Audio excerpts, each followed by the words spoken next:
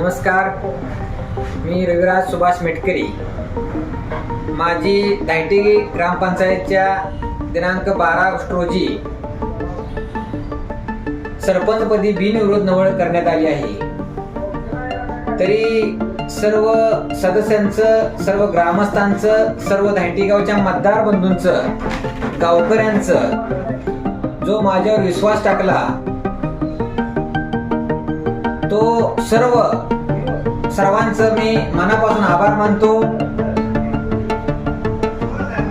तसेच शेतकरी कामगार पक्षाचे सांगोला तालुक्याचे भावी आमदार डॉक्टर बाबासाहेब देशमुख यांनी मला वेळोवेळी मार्गदर्शन केले, त्यांचे पण मी शतशः आभार मानतो. व सर्व माझा मित्रपरिवाराचा पण मी मनापासून आभार मानतो. माझी धायटी गावाच्या ग्रामपंचायत सरपंचपदी निवड झाली, जो मला मतदारांनी माझ्यावर विश्वास टाकला, तो विश्वासाला मी तळा जाऊ देता मी चांगल्या पद्धतीनं धायटी गावाचा विकास करण्यासाठी मी प्रयत्न करीन व धायटी गावाच्या मी बांधिलकी आहे. येणाऱ्या काळामध्ये चांगल्या पद्धतीनं धायटी ग्रामपंचायतचं मी काम करेन.